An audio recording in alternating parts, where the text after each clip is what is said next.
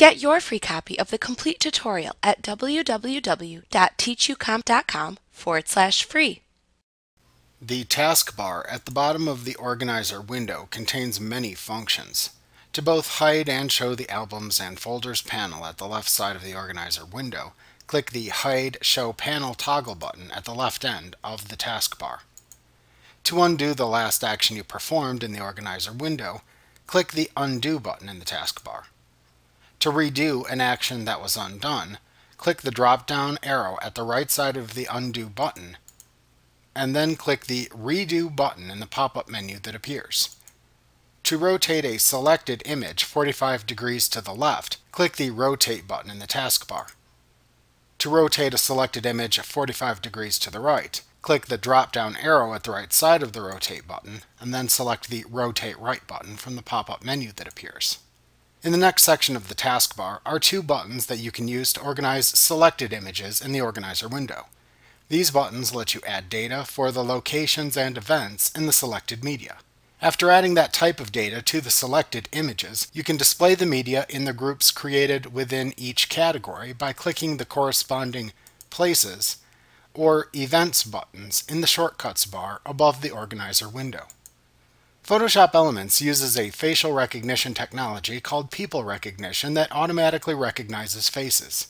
You can turn off this feature by selecting Edit, Preferences, Media Analysis from the menu bar, and then unchecking the Run Face Recognition Automatically checkbox in the People View Settings section of the Preferences dialog box.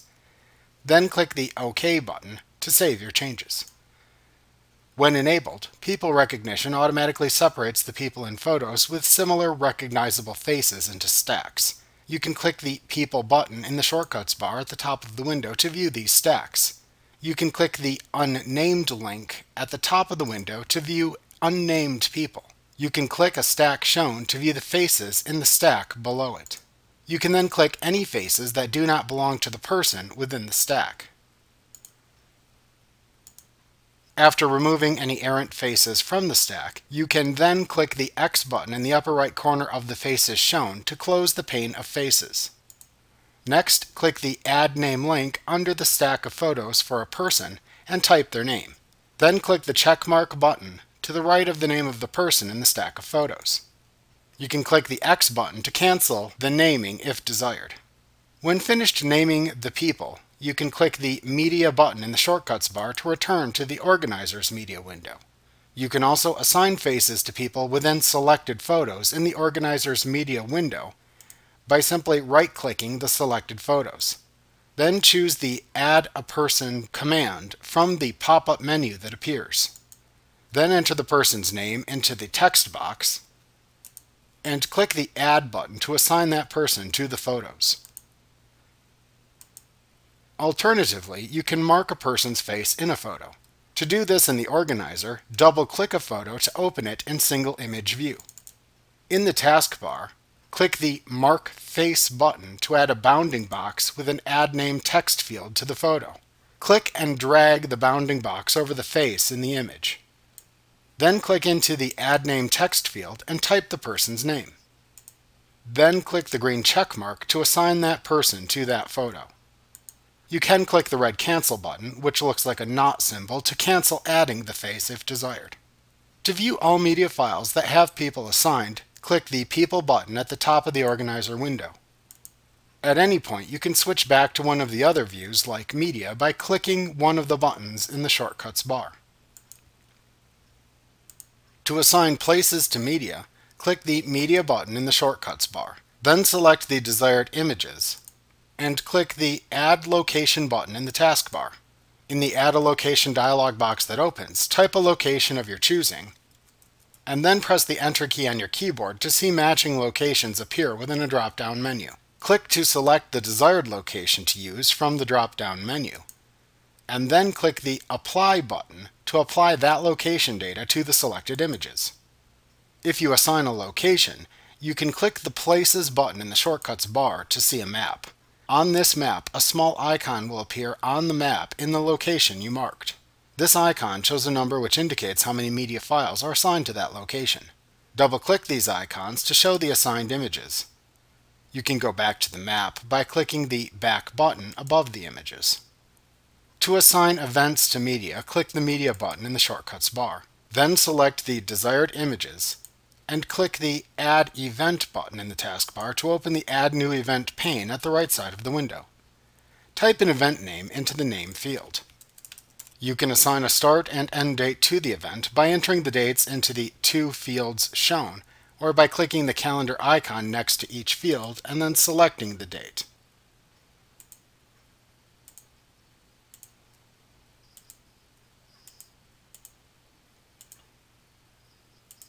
If you have created event groups, you can select one from the Group dropdown. Otherwise, leave it set at the default None value. You can also enter a detailed description into the Description field. Click the Done button when you are finished. You can then click the Events button in the Shortcuts bar above the Organizer window, and then click the Named link below that to see the events you have named. You can also click the Suggested link to the right of the named link to see photos arranged by date into suggested events. In either the named or suggested event view, you can further filter the events that are shown by using the Year dropdown and the Month buttons in the calendar pane that appears to the right.